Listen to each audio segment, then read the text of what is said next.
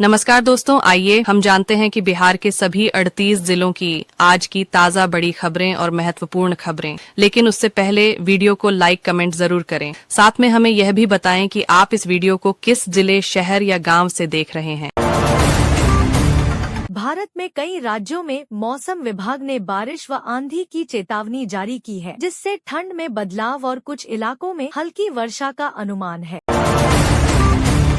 भारत सरकार ने आज किसानों के लिए नए सब्सिडी व योजनाओं पर चर्चा की और बजट सत्र में नीति पर बहस जारी है। सोना चांदी के दाम आज बाजार में तेजी से बढ़े हैं, जिसमें चांदी के भाव में लगभग 15,000 रुपए प्रति किलो की उछाल दर्ज हुई है। भारत में शिक्षा मंत्रालय ने बोर्ड परीक्षाओं के लिए नई गाइडलाइन जारी कर छात्रों को दिशा दी है। भारत की राष्ट्रीय क्रिकेट टीम आगामी सीरीज की तैयारियों को तेज कर रही है। खिलाड़ियों को फिटनेस व अभ्यास सत्र जारी। सुप्रीम कोर्ट में आज एक संवैधानिक मामले पर सुनवाई हुई और संवैधानिक अधिकारों को लेकर बहस हुई है। रेलवे ने यात्रियों की सुविधा के लिए नई स्पेशल ट्रेन सेवाओं को चलाने की घोषणा की है। भारत बांग्लादेश के रिश्तों में सुधार के संकेत मिले हैं। विदेश मंत्री ने द्विपक्षीय सहयोग पर बातचीत की। कई स्कूलों में आज सुबह की सभाओं के लिए राष्ट्रीय खेल और व्यापार समाचार शीर्षक रहे। दुनिया भर में रूस यूक्रेन संघर्ष जारी है। आज यूक्रेन में ड्रोन और मिसाइल हमलों में कई लोग घायल हुए। अमेरिका ईरान के बीच जेनीवा में आगामी हफ्ते बातचीत का दौर होने की खबर है। समझौते की दिशा में सकारात्मक प्रयास। 2026 सर्दियों के ओलंपिक खेल आज सफलतापूर्वक संपन्न हुए। समापन समारोह इटली के वेरोना में हुआ। भारत में डिजिटल भुगतान में सहायता फीचर लॉन्च किया गया है, जिससे यूजर्स को आसान सेवा मिलेगी। भारत की विदेशी मुद्रा भंडार रिकॉर्ड उच्च स्तर पर पहुंच गया है, जिससे अर्थव्यवस्था मजबूत दिख रही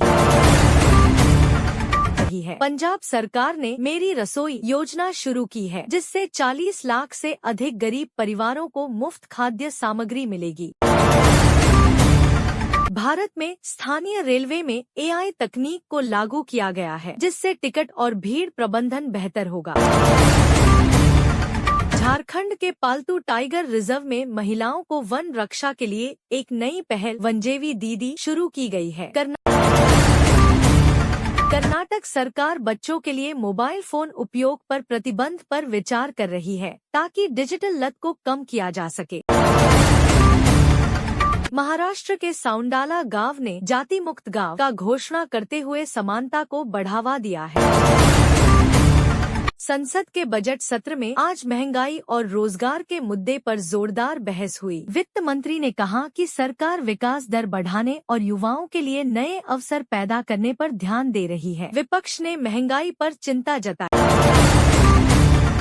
कई राज्यों में मौसम ने करवट ली है। उत्तर भारत के पहाड़ी इलाकों में हल्की बर्फबारी और मैदानी क्षेत्रों में बारिश दर्ज की गई। मौसम विभाग ने किसानों को फसल सुरक्षा के लिए सलाह जारी की है। पेट्रोल और डीजल की कीमतों में मामूली बदलाव हुआ है। अंतर्राष्ट्रीय बाजार में कच्चे तेल की कीमतों के उतार चढ़ाव का असर घरेलू बाजार पर भी देखा जा रहा है। आम लोगों को राहत की उम्मीद है।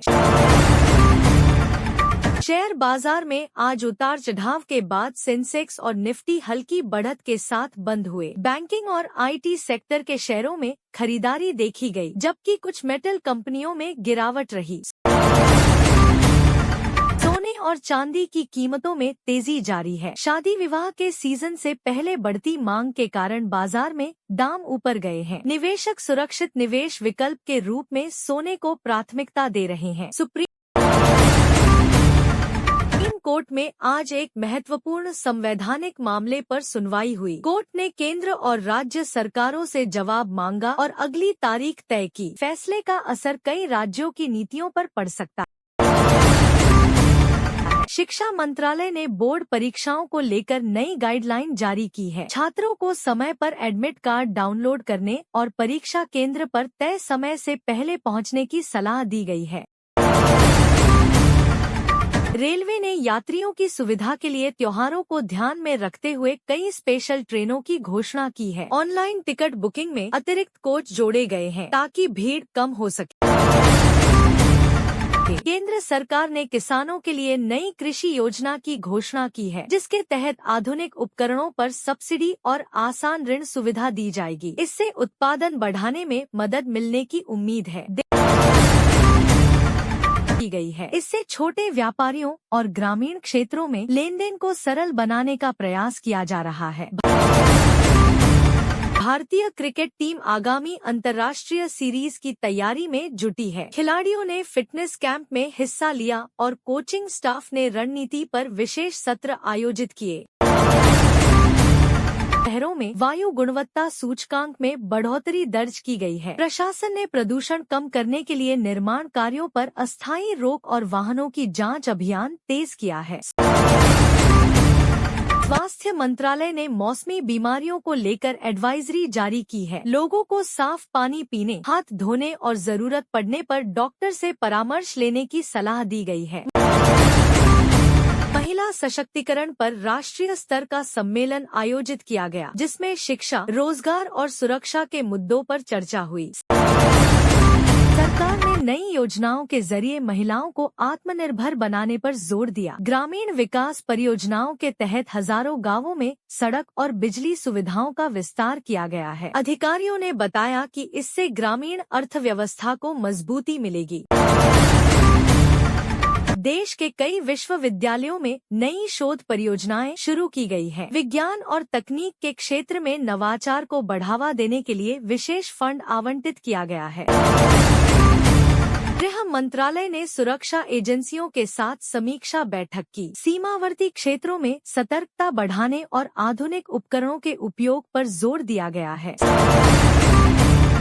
स्टार्टअप सेक्टर में निवेश बढ़ा है। कई युवा उद्यमियों को सरकारी योजनाओं के तहत वित्तीय सहायता मिली है, जिससे रोजगार सृजन की संभावनाएं बढ़ रही हैं। खेल मंत्रालय ने नई खेल नीति लागू करने की घोषणा की है। इसका उद्देश्य ग्रामीण और शहरी क्षेत्रों में प्रतिभाशाली खिलाड़ियों को बेहतर प्रशिक्षण और सुविधाएं प्रदान करना है। पर्यटन मंत्रालय ने देश के प्रमुख ऐतिहासिक और धार्मिक स्थलों को बढ़ावा देने के लिए नया अभियान शुरू किया है। इससे स्थानीय व्यवसायों को लाभ और रोजगार के अवसर बढ़ने की उम्मीद है।